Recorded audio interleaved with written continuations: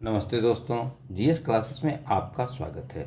दोस्तों, आज हम लोग बीपीएससी द्वारा आयोजित सहायक लोक स्वच्छता एवं अवशिष्ट प्रबंधन पदाधिकारी के लिए मॉडल सेट संख्या 23 पर चर्चा करेंगे। यह द्वितीय पेपर के लिए बहुत ही महत्वपूर्ण है। इससे पहले 22 मॉडल सेट दिया जा चुका है, जो हमारे चैनल के प्लेलिस्ट पे जाके आप लोग देख सकते हैं। तो आज हम लोग शुरू कर रहे हैं मॉडल सेट संख्या 23 के क्वेश्चन को। पहला क्वेश्चन है, पीटर ने अवशिष्ट जल को कितने वर्गों में विभाजित किया है?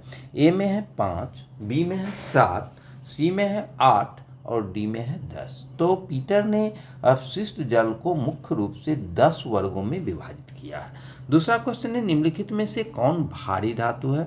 ए में है निकेल, बी में है मरकरी, सी में है लेड और डी में है उपर्युक्त सभी। तो अगर हम भारी धातु को देखें तो इनमें सभी जो है सो भारी धातु है। भारी धातु के अंतर्गत मुख्य रूप से aluminium, chromium, copper, iron, lead, mercury आदि आते हैं। तीसरा क्वेश्चन अब है, जैव चिकित्सीय अपशिष्ट का प्रभावी ढंग से प्रबंधन डैश द्वारा किया जा सकता है? ए में है थर्मल प्रक्रिया, बी में है सीवेज प्रक्रिया, सी में है शीतलन प्रक्रिया और डी में है इनमें से कोई नहीं। तो इसका सही आंसर होगा थर्मल प्रक्रिया। अगला क्वेश्चन है, WHO ने जैव चिकित्सा अपशिष्ट को कितने श्रेणियों में वर्गीकृत किया है?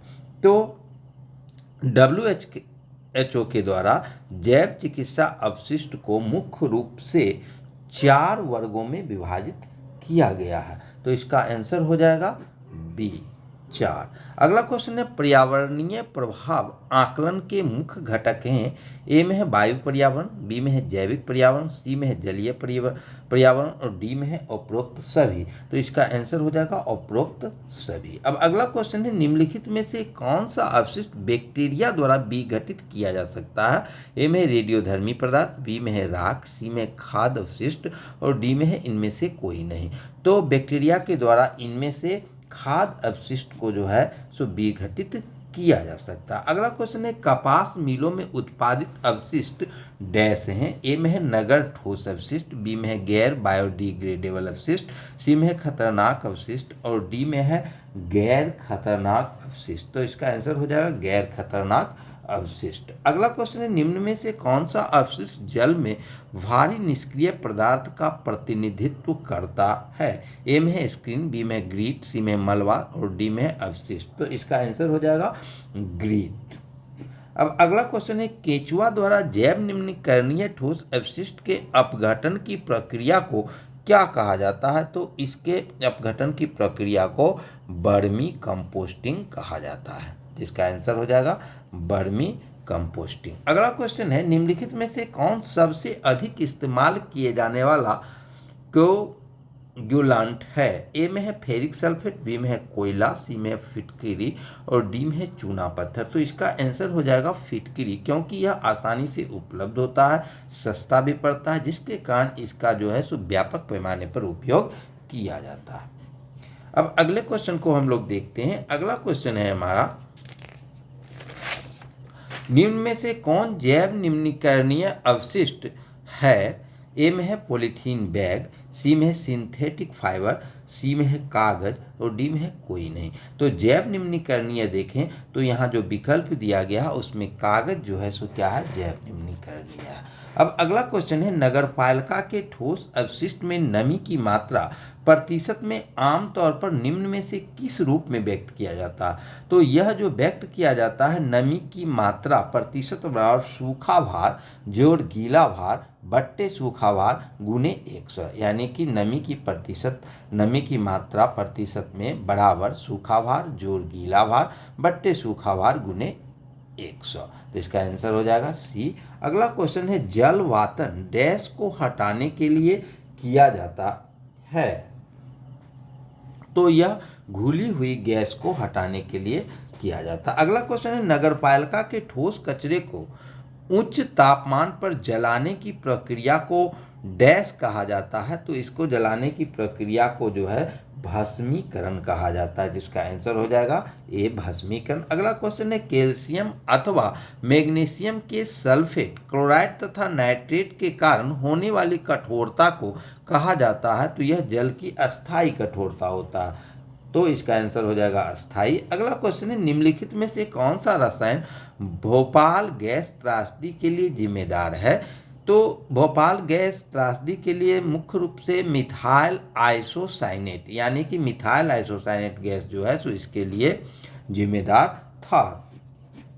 अगला क्वेश्चन है भारी धातुएं जैसे आर्सेनिक, कैडमियम और साइनाइड का प्रभाव डैश पर पड़ता है। ए में है प्रतिरक्षा प्रणाली, बी में है तंत्रिका तंत्र, सी में है त्वचा और डी में है श्वसन प्रणाली। तो यह मुख्य रूप से जो है सो हमारे तंत्रिका तंत्र को प्रभावित करता है। अब अगला क्वेश्चन है प्लास्टिक कचरा प्रबंधन संशोधन नियम 2021 डैश के नियमों को संशोधन करता है। ए में है 1989, बी में 2005, सी में 2016 और डी में है 2018। तो प्लास्टिक कचरा प्रबंधन संशोधन नियम 2021 जो है वह 2016 के प्रावधानों में संशोधन करके बनाया गया है। अब अगला क्वेश्चन है रात की मिट्टी क्या है। ए में है यूरिया युक्त मिट्टी, बी में है मानव मल, सी में है पशु मल मूत्र और डी में है मानव मल, पशु मल और यूरिया। तो रात की मिट्टी के अंतर्गत जो आता है वह मानव मल, पशु मल और यूरिया आदि को जो है सो रात की मिट्टी के नाम से जाना जाता है, तो इसको आंसर हो जाएगा डी। अगला क्वेश्चन है रात की मिट्टी, कचरा आदि को अलग अलग बर्तनों में इकट्ठा करने, फूल और गड्ढों में जमा करने की प्रणाली को कहा जाता है, तो इस प्रणाली को संरक्षण प्रणाली कहा जाता है, जिसका आंसर हो जाएगा 20 का ए। अब अगला क्वेश्चन है शैवाल की वृद्धि को नियंत्रित करने के लिए सामान्यतः प्रयुक्त रसायन है। ए में है फिटकिरी, बी में है विरंजक चूर्ण, सी में है चूना और डी में है कॉपर सल्फेट। तो कॉपर सल्फेट का उपयोग किया जाता है। अब अगला क्वेश्चन है आग का कारण बनने वाले खतरनाक कचरे की विशेषता है, तो आग के कारण बनने वाले जो खतरनाक कचरे होते हैं उसकी विशेषता जो होती है वह ज्वलनशीलता होती है, तो इसका आंसर हो जाएगा ए। अब अगला क्वेश्चन है भारत में खतरनाक अपशिष्ट प्रबंधन अधिनियम कब लागू हुआ था, तो यह 1989 में आया था। अगला क्वेश्चन है जल निकासी बेसिन को क्या कहा जाता है, तो जल निकासी बेसिन को वाटर शेड के नाम से जाना जाता है। अगला क्वेश्चन है इस्पात निर्माण से निकलने वाली धूल डैश अपशिष्ट श्रेणी के लिए उदाहरण है। ए में है कार्बनिक जलीय, बी में है अकार्बनिक जलीय, सी में है कार्बनिक तरल और डी में है अकार्बनिक कीचड़, तो इसका आंसर हो जाएगा अकार्बनिक कीचड़। तो ये आज का मॉडल सेट संख्या 23 था। अगले दिन हम लोग मॉडल सेट संख्या 24 पर चर्चा करेंगे। तो आप लोगों के लिए द्वितीय पेपर का लगभग 30 से 40 मॉडल सेट देने पर आपके सिलेबस से लगभग पूरा क्वेश्चन हो जाएगा। तो धीरे धीरे हम डाल रहे हैं, उसके बाद टाइम मिलने पर जो है सो प्रत्येक यूनिट वाइज स्मरणीय तथ्य देने का हम प्रयास करेंगे, जिससे कि आप जो है सो प्रत्येक यूनिट से स्मरणीय तथ्य को याद करके उसके अनुरूप आप क्वेश्चन को बना सकें। तो आप लोगों से विनम्र अनुरोध है कि चैनल को सब्सक्राइब जरूर करें, साथ ही वीडियो को ज़्यादा से ज़्यादा शेयर करें एवं लाइक एवं कमेंट करें। धन्यवाद।